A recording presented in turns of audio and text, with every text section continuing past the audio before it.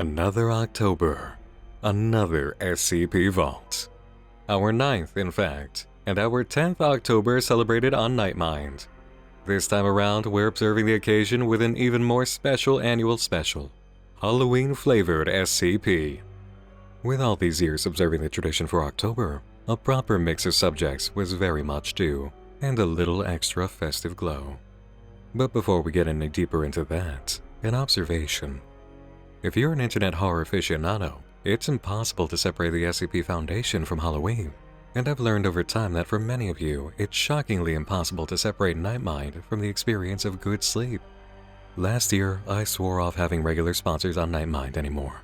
If it wasn't horror or creativity related and didn't deeply excite me, the answer was no. And this autumn, I was approached by the only one to excite me under this criteria: Manta Sleep. At the end of every night in the office, I tell you to sleep tight. And with so many of you who tell me you've used my videos to fall asleep, especially SCP Vault, I really mean it. Awesome autumn days and nights should end with satisfying sleep, and Manta Sleep has helped me for years on that end. Genuinely one of the best online purchases I've ever made. I truly am nocturnal. I need to sleep with no light striking my eyes, and many mornings going to bed, I couldn't escape light leaking in through sides of curtains. The Manta Sleep Mat solved that and gave me the sleep I've needed, especially during heavy workload periods when I truly needed to recover, like October. For this occasion, they sent me the Manta Sleep Pro. I've been using it for a few weeks now and love it. Very comfortable while side sleeping, and I instantly feel better putting it on. Entirely adjustable to your need, soft and machine washable material all throughout, and eye cups that truly do block out all those little rays of light you need gone. There are so many options to get the perfect match, from eye cooling to a steam mask, a silk mask for luxury and sensation, a weighted mask for calming pressure on the head. There's even the Manta Sleep Mask sound with razor-thin Bluetooth headphones inside. So if some of you have been falling asleep to my videos using earbuds, you can get a much better version of that experience. Make this autumn the most restful you've ever had with Manta Sleep. Available through the link here and 10% off your order with my coupon code NM. This link is also in the video description and pinned comment, and really, if you've been having issues with light sensitivity and a sense of environment separation to get the sleep you're after, I can tell you from years of use myself that Manta Sleep will truly help you sleep tight. Thank you so much to Manta Sleep for this offer tonight, my viewers. Now, are you ready to go trick-or-treating at the Foundation? SCP-2523, Goblin Market, is a phenomenon affecting seasonal Halloween costuming and decoration stores in the US and Canada from sunset on October 31st to sunset on November 1st. It is restricted to stores which are entirely seasonal and does not affect Halloween displays in more permanent businesses. While the anomaly is active, affected locations become spatially co-located, regardless of geographic separation. Store interiors will overlay where sufficiently similar, such as similar display shelving becoming a single shelf without duplication of products. Otherwise, the entire space expands as needed. Persons entering one location are able to physically interact with persons at all affected locations in real time, and return to their place of origin when exiting. The affected locations remain open for a full 24-hour period starting at sunset on October 31st, when 4 to 6 entities, designated SCP-2523-1, will appear and relieve all employees. These entities are diminutive humanoids, estimated between 2.5 and 4 feet in height, with a variety of chimerical features from various vertebrates, as well as limbs and extremities that vary in proportion. These entities carry out routine retail operations, except for attempting to persuade customers to make non-monetary exchanges. At the end of this 24-hour period, they are relieved by scheduled human employees who typically begin closing the store for the season. Anyone exposed to the anomaly will rationalize all aspects as entirely normal, including photographs and direct recordings. Only Foundation treatment combined with conscious reaffirmation has neutralized this effect. Those attempting to make a purchase will find themselves in a trade discussion with SCP-2523-1 entities, trying to persuade them to make the purchase with anything other than money, though persistence will result in reluctant acceptance of normal means of payment. If a customer accepts a non-monetary form of payment, their purchase will take on anomalous properties. A partial list is presented of reported cases. A dark chocolate bar, exchanged for the memory of a childhood family trip, resulting in loss of interest in food and no signs of starvation for 28 days. 300 plastic spiders sold for the customer's ability to sing, prompting them to eat the plastic spiders for the ability to excrete a single spider whenever desired from bodily orifices and direct it telepathically. And a sexy nurse costume exchange for the disappearance of an 8-year-old boy, allowing its wearer majorly decreased inhibitions, increased attractiveness, and a mild anesthetic effect on bedroom partners. In the addenda, we receive note of ejection events, in which Foundation agents were persuaded out of the stores.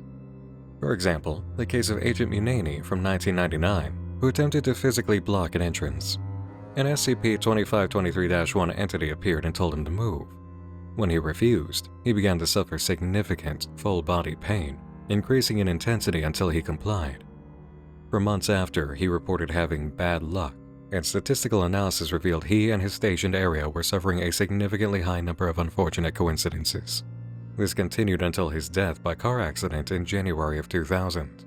This bad luck is suspected as a contributing factor in 17 injuries, 4 fatalities, and 1 Category 3 breach event. Further testing has determined that this effect persists for 366 days. Once ejected, personnel are unable to re-enter the anomaly, even after the 366-day period has expired. The last bit of addenda contains an interview with one of the anomalous store employees, whose name tag read Bobby Goodman. It had canine ears, a primate muzzle, and disproportionately long arms and legs, captured using iron restraints. When questioned on the things being sold in store, Bobby Goodman said they sold delicious things, wonderful things, things of joy and darkness, things from the land of youth, things from the land of death, and the things from the border country. "Who are you?" asked Agent Rossetti, the interviewer. Goodman laughed. "You humans, always so forgetful. Such a delight. At summer's end, the gates at the border country are open wide. We have come to sell your wares at this time as we did in the... What is your word for the places in the shadow that cannot be reached from the now? The past? We are the in-between people, the border people. Vassals neither to hot radiant summer or cold merciless winter. We are the autumn people." "Why only seasonal Halloween stores and not others?" Rossetti asked. "Oh, the in-between places, they are ours. They too live only here, in the edge of summer." Rossetti asked why they don't like taking money and was told it has no value, only a medium of exchange. "We crave only things of value," Goodman went on. "For these we can trade in the world. How do you think we get the things we sell? We are the autumn people, not cobblers." "Are you aware that the things you sell are problematic for humans?" Rossetti asked. "Yes, of course they are. We are a merry people. Our wares are mirthful." Following the interview, the entity was transferred to a humanoid containment unit and was extremely cooperative. At sunset on 11/1/2001, the entity vanished from containment, leaving behind a crude doll made of rough, unworked oak sticks, clothing scraps, and mineral clay. All milk products at Site-17 were reported to have instantly spoiled simultaneously with this event. As Bobby Goodman and the Goblin Market illustrate how we never know what treats we may receive on Halloween, the next item on our list demonstrates our fear of what lies in the unknown that night. SCP-6096, the Guest, is a humanoid entity with its body concealed under a large white cotton sheet. Due to the sheet, a full physical description of SCP-6096 is not possible. Surface-level analysis indicates 6096 is 5.1 feet tall and weighs approximately 105 pounds.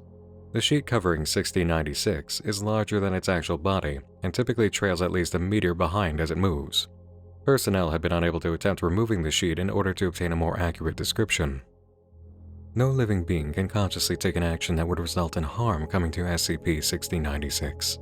An action which would result in harm coming to 6096 is a broad category and has been observed to consist of acts including attempting to attack 6096, attempting to order others to attack, attempting to trick others into unknowingly attacking, attempting to lay a trap for 6096, attempting to order others to lay a trap for 6096, and so on. SCP-6096 is usually docile, allowing itself to be led into containment so long as relocation doesn't result in harm. At periodic intervals, however, SCP-6096 will become active and independently mobile. During this time, it will begin to move at walking speed toward an unseen target. In every observed case, this target has been a human being selected at random from the population of the planet Earth.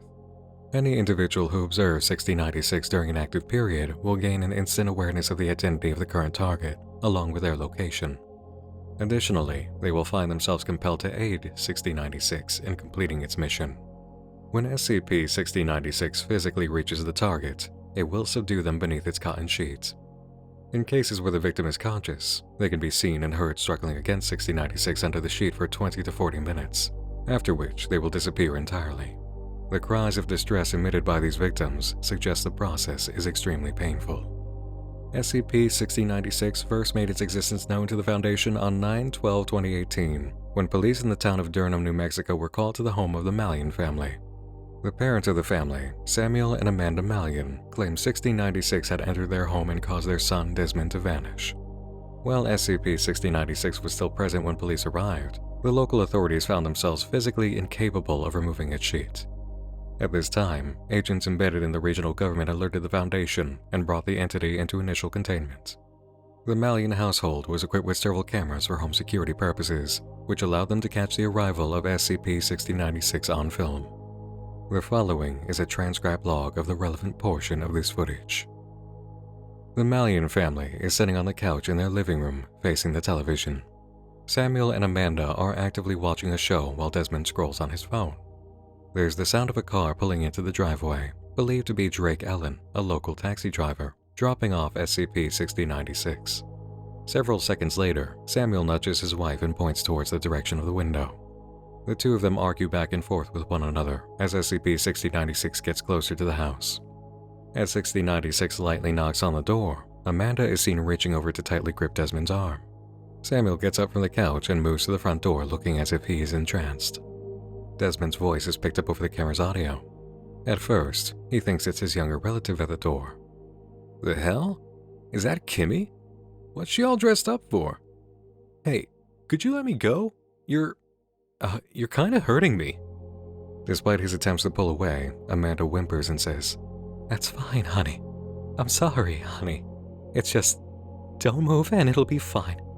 I only hurt your arm when you try to pull away. That's just fine. You just stay still, honey. You just close your eyes. It won't hurt if you just close your eyes. I love you. I love you, okay? Honey? Okay?" SCP-6096 enters the frame and slowly approaches. Samuel moves ahead of it and grabs Desmond's other arm, holding him down against the couch.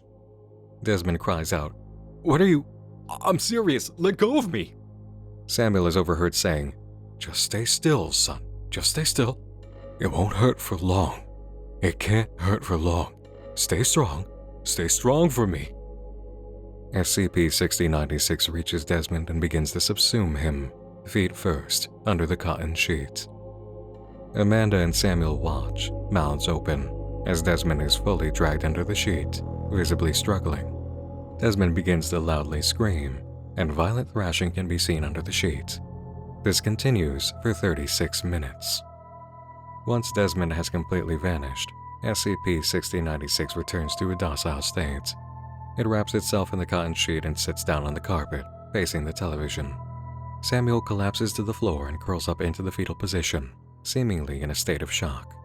Amanda staggers backward to the far wall, continuing to face SCP-6096, and calls emergency services on her cell phone. All parties remain in the same positions, save for Samuel's occasional rocking, until police arrive. While Halloween is a time to be celebrated for those of all ages, there is nothing quite like the childhood terror that can be incited during the holiday. Think back to the days when you didn't have the grounding knowledge that you possess, particularly when encountering unsettling locations associated with the season. SCP-97, Old Fairgrounds, is a 10-acre area of land in an undisclosed state in the Midwestern United States. It is the abandoned remains of a redacted county fair from 1969, an area of approximately 2.3 kilometers square. Structures within the area exist in a state of moderate disrepair, consistent with the expected age and environment. At the center of SCP-97 lies the remains of a 1956 GMC pickup truck, the majority of which is crushed beneath a colossal pumpkin of unknown subtype, designated SCP-97-1. SCP-97-1 stands approximately 24.3 feet tall and 26.8 feet in diameter at its widest. Current estimates put SCP-97-1 at approximately 33,070 pounds. This pumpkin remains roughly spherical in shape, rather than spreading out under its own weight, as would be expected of a plant of its size. The remaining portion of SCP-97, the fairgrounds, is overgrown with several dozen varieties of pumpkins, with over 70 subspecies yet identified and many previously unknown to agriculture. These pumpkins, along with assorted other crops, grow with, on, and around the remains of the 1969 fairgrounds, creating a maze-like arrangement of plant life. To date, 17 agents have been severely maimed within SCP-97, and 8 have died. An addendum to SCP-97 informs us that prior to construction of its containment wall, instances of what are now known as SCP-2171-1, humanoid entities composed of fallen leaves, were occasionally observed to form fragmented walls, and at one point a near-complete ring around 97's area of effect. SCP-97's primary anomalous quality is its effect on children up to the age of 10. Starting in early April, civilian children who are within 97's undefined range may be overcome with somnambulism, aka sleepwalking, on a clear night. Affected children will walk around their homes, stopping to face closed doors for several seconds before moving to the next closest doorway. Eventually, they will return to bed. At first, this behavior will occur only once a week, beginning with only the doors on a single floor. Sleepwalking will become more frequent by mid-August until occurring nightly. If forcibly woken at any time during these episodes, they will scream for several seconds before succumbing to a degree of confusion. After a child is woken in this manner, the effect will cease, and the child will show no further signs of SCP-97's influence. After 2 to 3 months, these episodes will become more aggressive, as the children seek out all doors on their household's property, such as garages, car doors, and fence gates. Eventually, they will visit the front door of their neighbors. As September nears, affected children who have remained undisturbed during episodes will remain outside at sunrise, laying on grass near their homestead and falling into full REM sleep. Affected children may recall dreams centering around autumn activities. Between September 1st and November 1st, if affected children have not been woken during sleepwalking episodes, they will cease the previously established activity and instead walk directly toward SCP-97's location. Upon arrival, an affected child will sit down before 97-1 and begin singing unidentifiable gibberish as disembodied music plays. While several instruments have been recorded, simple drums and pipes are the most consistently encountered.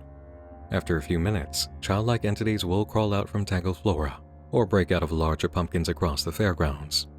These children will be wearing whatever they were last seen with, most often pajamas or similar clothing. Many of these entities match children known to be lost to SCP-97-1. The entities will surround the affected civilian children, dancing and singing in a circle as SCP-97-1 begins to emit a dim light. The affected children will awaken, normally expressing a great deal of terror. The instant any vocalization is produced, entities will swarm and kill the children, usually by dismemberment and strangulation. At this point, nothing can be done to stop the entities due to equipment failure, and even the intangibility to do anything but watch. After the death of the affected children, SCP-97-1 will split open, and the entities will hurl their remains into it, before climbing in themselves. SCP-97-1 will then close, and the music will stop. While a visit to the old fairgrounds may not be appealing to you now, Halloween gatherings don't have to be so lethal. Take the events held by our next item, for example. SCP-2331, Scravecrow, is a humanoid entity that appears to be a living hay-filled mannequin commonly known as a scarecrow. 2331 can be identified by its carved pumpkin head, which has an internal glow of fluorescent blue in low-light conditions. SCP-2331 is capable of triggering a phenomenon known as SCP-2331-P events, spontaneous organization and generation of equipment typical of a medium-sized festival that involves lighting sets and electronic music, colloquially known as a rave. SCP-2331 will assume the role of a disc jockey with abilities to control the space contained within 2331-P, often changing the humidity of the air, spontaneously producing non-poisonous colored smoke, and affecting the texture or size of the walls. While 2331-P can naturally attract humans, The use of social media and word of mouth for gathering attention to the event are often cited when attendees are interviewed, and a large number of participants will occur even during low amounts of social media coverage. It is theorized that attendance to 2331P may be under certain mental effects, although details of potential effects are still undergoing investigation. Each iteration may last from 5 to 24 hours, depending on the size of the rave and any interruptions from either Foundation activity or local law enforcement.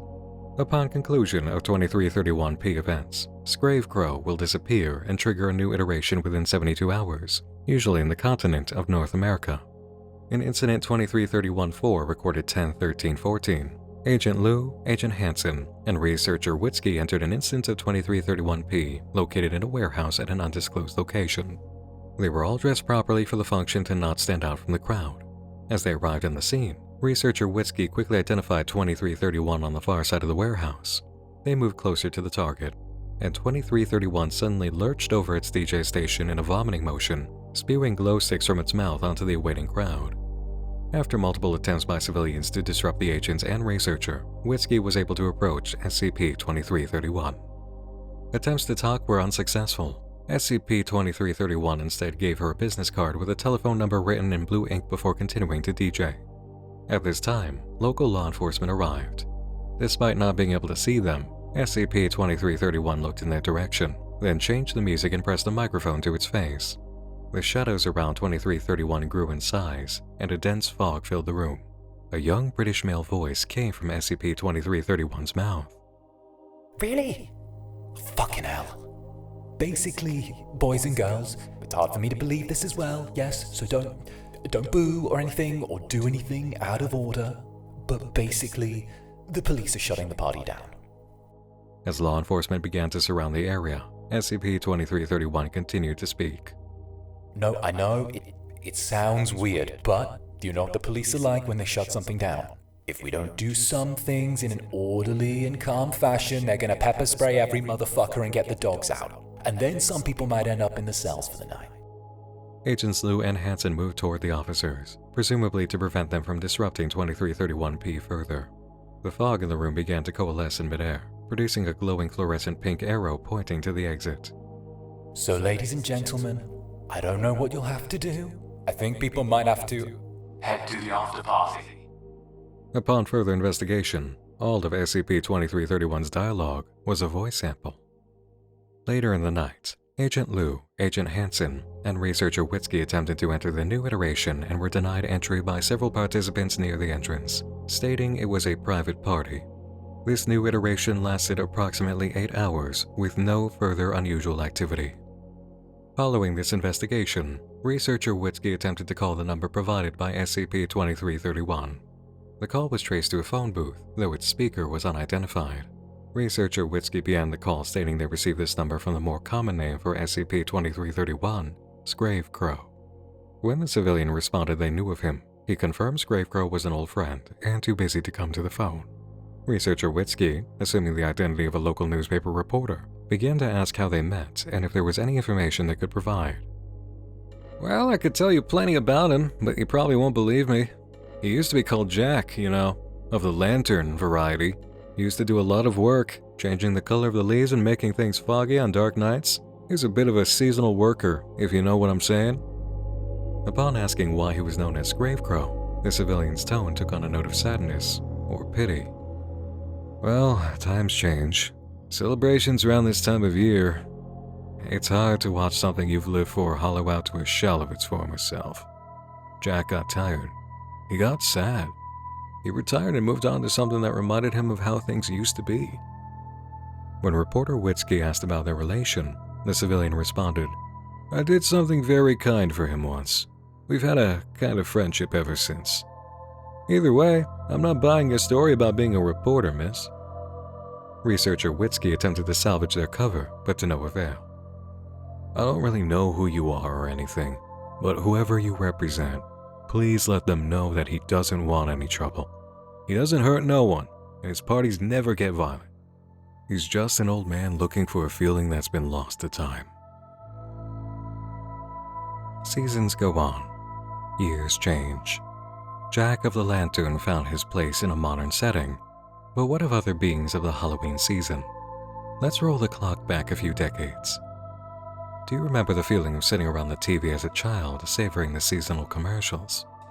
A unique kind of excitement came with witnessing the big forces in the world adopt Halloween on TV, and nothing presents the spirit quite like our final item of the night.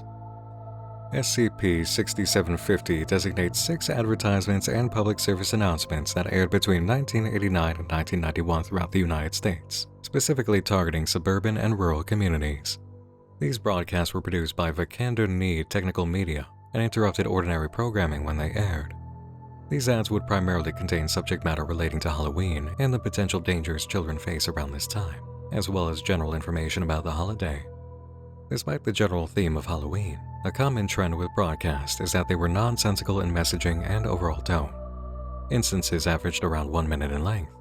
Details regarding SCP-6750's exact production and origin remain unknown.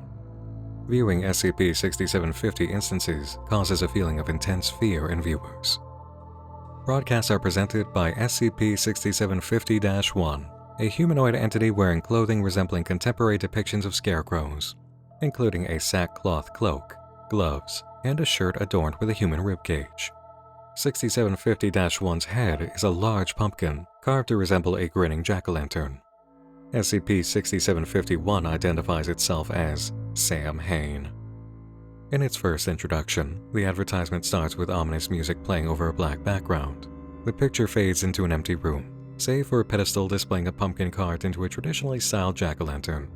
As the camera slowly zooms in, the pumpkin's features suddenly glow yellow, and a scream is heard in the background. The title screen overlays the image reading, "Halloween About Halloween" by Sam Hain, with text appearing as if blood is dripping down.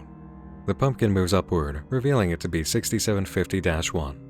Caught off guard, it yells, "Oh shit, it's on? Okay. An indiscernible voice is heard from behind. The entity nods and quickly ducks behind the pedestal. It then leaps up from behind, screaming with its arms outstretched. Oh, good evening, ghouls and ghosts. I'm your horrible host and certified boogeyman, Sam Hain, and tonight we're talking about Halloween, everybody. There's a lot of information going around about the season these days. Stories of electric razors and candy apples, men with hooked car doors for hands, even reports of devil-worshipping cultists on the prowl to eat your pets. Well, it's all true. Halloween's a dangerous holiday. And if you don't buy my tape, you'll die and go to hell. Entities resembling traditional ghosts fly across the screen and sounds of moaning are played carrying a campy, "Ooh." Oh, isn't that scary? It's a scary time of the year. If you aren't careful, there just might be one more ghost floating around this season. Oh, look, there's Grandpa. The walls of the room fall away to reveal a scene of a cemetery in the late hours of the night. Dozens of ghost entities are floating around and waving their arms. SCP-6750-1 brandishes a match and lights itself on fire. I know you're curious. In this season, for only 3 witching hour sacrifices of any animal, human, or vegetable in the name of Sam Hain, you can receive a VHS copy of Halloween About Halloween, complete with glow-in-the-dark slipcase and a commemorative plate of my face. Remember, I know where you live. Don't make it where you die. Buy one today. The tape pauses and holds on a still frame of SCP-6750-1 laughing. A timid and frantic voice plays over the frame. Allow 8 to 12 full moons for shipping and handling. All sacrifices must be composed of one of each previously mentioned category. Children with the name Chet and Banana Peppers are ineligible offers. Mr. Hain is a registered boogeyman in 4 states and is working on the others. Please be patient with him. Please contact Mr. Hain with offers relating to sold contracts, business partnerships, or indecent acts. He needs the money. Now tell him to buy the tape! Buy the tape! In the next advert titled Scary History of Halloween, SCP-6750-1 stands in front of a series of makeshift cardboard representations of 18th century townhouses to look like a village. It looks as if duct tape, markers, and crayons were all that the budget could afford to use. 6751 begins by saying, Halloween was invented by Scottish cobbler Eugene H. Oween in 1862 when he realized he could cheat on his wife more efficiently if he had an excuse to leave the house in disguise. Oween's initial concept for the holiday had it occurring at the end of every week. Now that's what I call scary, folks. Look, there's Eugene now. A visibly distressed man walks into the frame wearing a prop beard and a burlap sack. 6750-1 teases the man. greeting him by the name Eugene, and warns him of the dangers of what spooky things lurk about during tonight of all nights. In his final moments, the man cries out, "Please, I'm begging you. I have a family. My name is..." The tape cuts and a still frame of a graphic smiling pumpkin is displayed. SCP-6750-1 stands in front of a crowd of pumpkin-headed villager entities who surround a wooden stake. The man portraying Eugene is now tied to the object. He screams as a villager brandishing a lit torch sets fire to the stake. The man burns. SCP-6750-1 addresses the audience saying, Human sacrifice was a big part of Halloween in the 1800s. Look, a public burning? How scary. This is what we in the business call a skeleton summoning ritual, and they're still incredibly popular to this day. But if the thought of burying your bones in front of everyone seems a little too scary, you have nothing to worry about. Nowadays, this sort of thing happens behind closed doors, usually in the comfort of friends and family. You know what they say, if you can't show your skelly to your sister, you shouldn't show it at all. As the fire is extinguished, villagers swarm the stake and remove bits of the man's charred corpse. They pick and tear at the cadaver to hand pieces to the children who chew the flesh in a crazed manner. Look, they invented trick-or-treating! Hey, did you know what monster is the best answer? A boogeyman.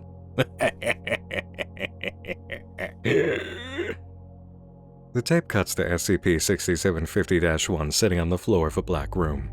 The walls are decorated with numerous photos of Jason Greaves, a missing U.S. citizen who disappeared in a national park in 1972. It should be noted that he resembles the man seen in the previous scene. SCP-6751 appears to be talking over the phone, stating to Mrs. Greaves that he doesn't know where Jason is, and that the disappearance is such a tragedy. He quickly hangs up and laughs for an extended period. Wow, who knew Halloween had such a rich history behind it? I hope you leave with your mind and your treat bag feeling a teensy bit heavier. I know my pumpkins are just sopping wet and overfilling with interesting factoids about the greatest holiday there is. Oh, I'm dying to share them with everyone I know, regardless of whether or not they want to hear it. Don't let the witch get you on the way out. The sandwich, that is. The entity brandishes a sandwich from its shirt and throws it at the camera. Happy Halloween, everyone! Buy my tape! Next up is an advertisement titled, "Decorating a House for Halloween Festivities." The scene begins with the sound of a door creaking followed by maniacal laughter. A still frame of a jack-o'-lantern is overlaid with the text, "Scary Decorating." We cut to SCP-6750-1 sitting in the living room of an ordinary suburban home. The entity speaks. Would you know it's Halloween just by looking at this house? Of course you wouldn't. That's why decorating is one of the most important things to do. From October 1st to October 365th, your house should be an unending tribute to all things macabre and unnerving, and parents, I'm not talking about your kid's report card. The silence after this joke is overwhelming. Let's hit up Spooky's Emporium to buy some Halloween decorations. The tape cuts to SCP-6750-1 standing outside the New York Stock Exchange. The streets are empty, and a massive cloth sign with a stylized skeleton embroidered on it beckons the viewer closer with a text reading, "Spooky's Emporium. Open now." This banner is unfurled over the large American flag that typically flies outside the building. The tape cuts again to 6750-1 inside the Stock Exchange, which has been converted into a retail outlet specializing in Halloween decorations. Pumpkin-head entities run across the floor, shouting and waving, all attempting to grab various decorations off the shelves. It's a madhouse here and not the fun kind. Look at this garbage. Blow-up lawn ornaments, motorized zombies, fake tombstones. No one wants these. They're cheap for a reason, and folks, you might not believe it, but your neighbors can see right through them. They're clearly decorations, and where's the fun in that? If you really want to get into the spirit, ask the clerk if you can see the back room. They'll know what you mean. As SCP-6750-1 whispers into the ear of a pumpkin entity, it nods and the floor beneath gives way. A gaping black and orange floral pattern is revealed beneath. 6750-1 falls into the pattern, and the setting suddenly changes to that of a darkened warehouse filled with boxes.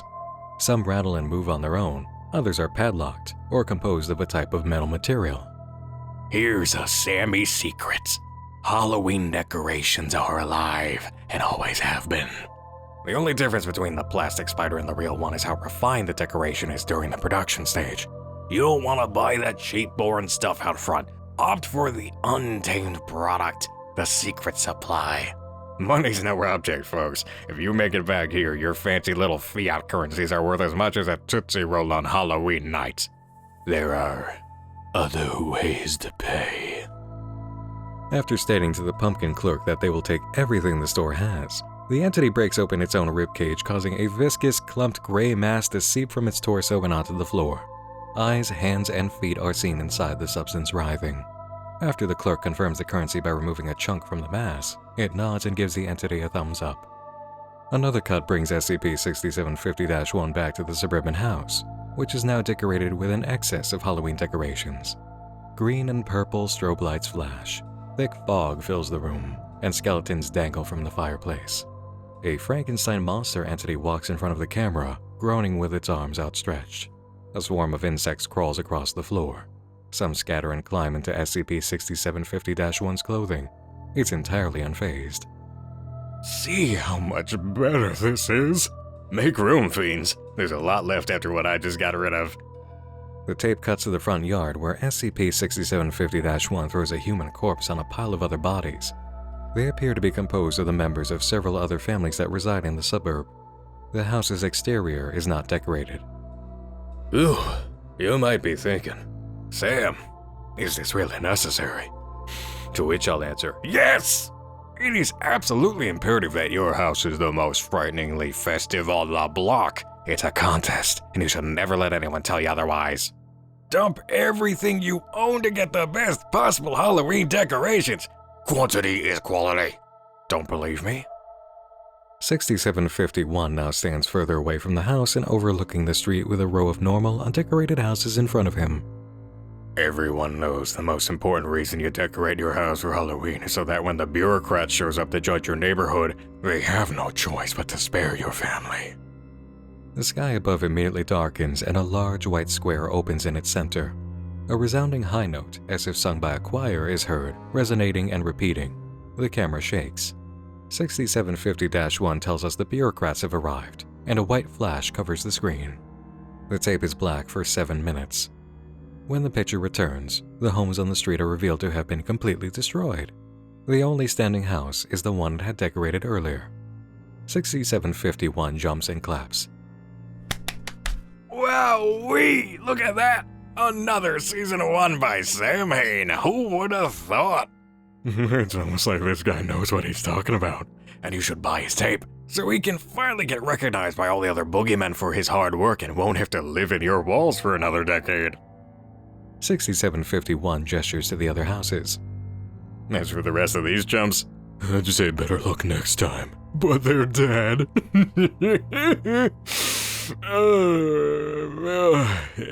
Yeah. The fourth advertisement begins with a synth-heavy jingle. A still frame of an ordinary pumpkin patch is displayed with overlaid text reading, "Scary Pumpkin Carving." 6751 stands in front of a cornfield at night. Its speech is significantly quieter and more frantic in this segment than in previous broadcasts. Greetings, freakish folks. Sam Hain here at Sam Hain's Pumpkin Patch. That's right, I'm at the family farm that we own. No need for written permission to film at all because it's our farm and we own it, so don't ask. Oh, just a reminder, production costs are expensive these days, especially after those last 3 broadcasts, so buy my tape or else I'll buy it for you. Let's go carve pumpkins. The tape cuts to SCP-6751 standing in a pumpkin patch. In place of pumpkins, there are human heads of various sizes and styles, each cut at the upper throat and completely devoid of facial features or hair. Whispering while picking out your pumpkin is important. You wouldn't want to wake up the whole patch, would ya? 6750-1 bends down and grips the vine connected to a pale, slightly larger head. The head thrashes and rolls. 6750-1 attempts to argue with it to keep quiet and stop moving before a light turns on in the background. A loud male voice shouts from across the field. Who the fuck's out there, huh? I said you can't film there for free. I swear to Jack the Smith that that's Sam Hain, I'm gonna dismember you. 6750-1 jumps and quickly detaches the head from the vine. It begins seizing and vibrating even more as a result. Several other heads slowly move similarly in the seconds that follow. 6751 gestures and runs away from the field, carrying the head. A gunshot is heard as the entity and cameraman gain distance. The tape cuts for 2 minutes. SCP-6750-1 is now standing in an ordinary kitchen. It places the head on the counter. Carving time! First off, some safety tips. Gloves are important so you don't get pumpkin residue onto your hands. It eats away the flesh. Next, make sure your knife is sharp enough to actually cut the pumpkin. You want it to feel as much pain as possible without killing it. Your pumpkin should feel like an absolute dirtbag. The kind that hears someone's joke and repeats it louder. The kind that notices the bins are full but doesn't take them out. The kind who pissed himself in ghoul school. The kind who failed out of boo casting and can't budget himself properly because he's a fucking idiot. 6750-1 pulls out a large knife and begins to carve a typical jack-o'-lantern face onto the head, starting with the eyes. The exposed interior of the head reveals tissue, muscle, and 2 ocular orbits. The eyes dart frantically, and the head bleeds with every cut. Spent everything I had on a fucking living Frankenstein. Idiot. Idiot. 6750-1 moves onto the lower area of the head, carving a mouth. Upon the first laceration in this area, the head laughs. This laughter increases in volume and intensity as SCP-6750-1 carves a smiling expression across the mouth. 6751 eventually throws the knife across the room in anger. What's so funny? You're supposed to scream. Scream in terror. You're so boring, Sam. You're nothing. I mean, this whole segment, it's predictable. Exactly what you'd expect. You're a pumpkin that carves humans. Whip-de-fucking-do. Scariest thing about you is how fucked you're going to be when your tape flops and they take away your boogeyman license. SCP-6751 grabs the head and throws it to the ground, smashing it upon impact. Parts of the head scream. 6750-1 stamps the pieces underneath its boot. I'm not scary. I'm not scary. I'll show you scary. You'll all see scary. SCP-6750-1 faces the camera. When you purchase Sam Hain's Halloween About Halloween VHS tape, segments such as this and more, see them all and feel your skin crawl. A new low price of 1 witching hour sacrifice in his name. Buy. Now. SCP-6750-1's next advertisement opens with Box Toccata and Fugue D in minor, accompanying a title card that reads, Scary Trick-or-Treating Tips. A scream is heard and the frame cuts to an empty suburban street. SCP-6750-1 is seen in the distance exiting a house. It holds a purple pumpkin-shaped candy pail. Another cut takes 6751 to the side of a house, rifling through its pail. How's it hanging, ghoulies? Sam Hain here. Lots of houses in this neighborhood. Lots of candy to take, during trick-or-treating. That's what I just got back from myself. What a tradition, trick-or-treating. Of course, there's things everyone knows about keeping safe while trick-or-treating, like only visit houses that stare at you, or don't talk to the woman in the sidewalk cracks. But have you ever heard about the dangers of eating unwrapped candy? 6750-1 retrieves a piece of candy from its pail. It pushes it through its mouth cavity and proceeds to chew the chocolate. The wrapper was not removed. I sure do love me some candy! Who doesn't? But we have to remember, there are a lot of bad, evil people out there who want to kill you. And I don't just mean me. Parents, your precious babies are at risk here. We don't want anything bad to happen to them. That would be catastrophic. Let's take a look at what I got in this lovely town. 6750-1 removes a wrapped candy bar from the pail. This is an ordinary candy bar. At least at first glance. It opens the wrapper. A large antenna extends from the top of the candy. Just as I suspected. A communications device with some weirdo on the other end who'd like nothing more than to hear the sweet, sweet sounds of your child's digestive system. Sickening, isn't it? 6750-1 reaches into its pail again, retrieving an AR-15 assault rifle with a single blue M&M taped to it. It is unknown how the item was placed into and pulled from the pail. Now would you look at this? Someone hid a firearm in my M&Ms. 6750-1 examines the gun. Gosh, it's loaded too. Could you imagine the torment someone could inflict with this? No one would even see it coming, especially on Halloween. It looks like a prop. I don't even want to imagine it. 6750-1 removes a piece of licorice from the pail. It sticks it inside its head, making mock chewing noises. Finally, something good. There's no way someone can hide something in... Oh, it's... 6750-1 removes a VHS tape from its mouth area. The tape features a depiction of itself on its cover. Would you look at that? It's Halloween About Halloween by Sam Hain. Oh, I have a feeling lots of people will be putting these in their candy this year. Most people seem to think this sort of thing is a myth, so getting away with poisoning a few kids or hiding razor blades and candy apples is super easy. Cops can't trace candy. I mean, don't try it. It's bad and wrong. But you could definitely get away with it if you wanted. 6750-1's final recorded broadcast in this period opens with the sound of rattling, followed by a deep groaning. The home of researcher Eric Trenton, who had been transcribing the ads, appears with text reading, "Scary Survival Tips." SCP-6750-1 is laying in the bushes outside Dr. Trenton's home.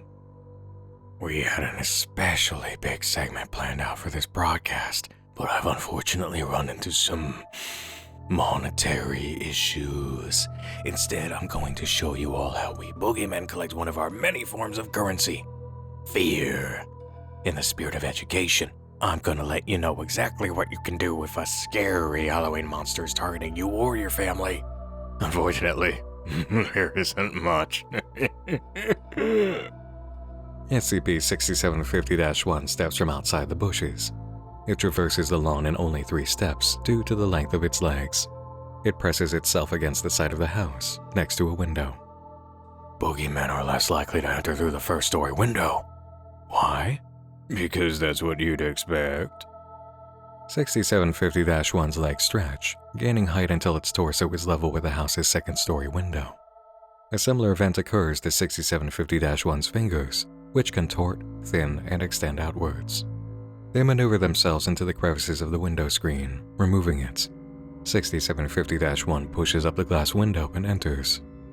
The camera cuts to an overhead view of Dr. Trenton's wife, Alicia, sleeping in her bed. Dr. Trenton is absent. 6750-1 leans into frame. It crouches due to the length of its legs, yet still reaches the ceiling. What differentiates boogeymen from ordinary monsters is atmosphere. An ordinary creature will kill in a way quickest and most advantageous for it. That's boring, and no one wants that. They tend to appreciate the scare, the adrenaline, the fear. It just tastes better. 6750-1's arm stretches outward and extends over and around Alicia. It taps her on the forehead. She jumps awake, batting the arm out of the way as she slowly regains consciousness. If you aren't scared, then the monster can't do anything. Alicia turns around and notices SCP-6750-1. She becomes frantic and leaves from the bed, screaming. Someone wasn't paying attention in class today. Alicia runs out of the room. 6750-1 gives chase. It contorts, using the walls to brace its lengthy limbs as it maneuvers its newly extended body. Trenton's child, Elise, emerges from her room and immediately runs back in, slamming the door shut. 6750-1 takes notice of this and moves towards the door. If you have children, use them as a diversion. 9 boogeymen out of 10 will go for a child over a plain Jane adult. After all, kids are a lot easier to traumatize. The tape cuts to Elise's room. The girl is hiding underneath the covers on her bed. A still shot of the door is held for several seconds. SCP-6750-1 is heard laughing, but the sound slowly trails out. There's one thing you have to consider when dealing with boogeymen. For them, the impossible can become possible. So long as it's frightening. I never wanted to resort to this. 6750-1's hand is seen extending underneath the door. It trails up to the doorknob and turns it. The door slowly opens. Elise looks out, watching from underneath a blanket. The door fully opens, revealing an empty hallway. 6750-1's laughter is heard from underneath Elise's bed. The entity slowly rises from below until its face is level with the girl's. Flies, grubs, and worms are seen crawling out of the entity's head. Elise stares at the creature, breathing heavily as tears well in her eyes. Buy my tape. Elise jumps and runs out of the bedroom. SCP-6750-1 laughs and turns his face to the camera.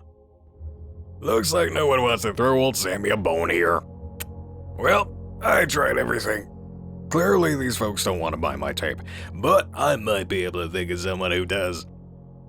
SCP-6750-1 removes the pumpkin from its shoulders, revealing the head of Dr. Eric Trenton underneath.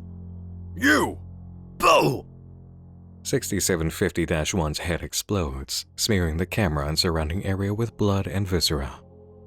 Testing with other viewers has revealed that their primary residence will appear in place of Trenton's upon viewing the final ad. This is applicable to other anomalous phenomena described in this log, where the contents of the tape will be adjusted to the viewer. How SCP-6750 obtains intimate information regarding its viewers is unknown. In the final scene, a viewer's head will replace that of Dr. Trenton's. Playback with multiple viewers has revealed multiple heads stacked on top of one another. And so lays to rest another night in the SCP Vault. Do remember to take your trick-or-treat bag with you, and to hold on to your fresh memories, lest you forget the kind of anomalies that channel the spirit of this night. My sincere thanks to Mantis Sleep once again for sponsoring this year's special, to all the SCP writers in past editions and the present for their inspiring creativity and wonderful crafting, to all of you for watching, and to all of my supporters on Patreon who keep my jack-o'-lantern lit all year round. You can help keep the mission of Nightmind going for as little as $2 a month, which empowers my work here, the Nightmind Index for new and undiscovered nonfiction projects, and helps ensure I can pay the newest item on this list of gratitude from here on out. My dear editor, Moone, who conducted archive research for items, constructed the foundation draft of this script, built the final video output for this year's SCP Vault, and has been doing fantastic work editing my streaming videos over on Nightmind Live, including the very festive Jack-O-Lantern project and our full series coverage of the classic Slenderman series, Tulpa Effect. Your support for Nightmind is not just going to help me anymore, it's helping us both. Special thanks to my friends Zander Netherbrand and Roy Chiato for their voice work here, with Zander as Gravecrow and Roy as the head in Halloween About Halloween.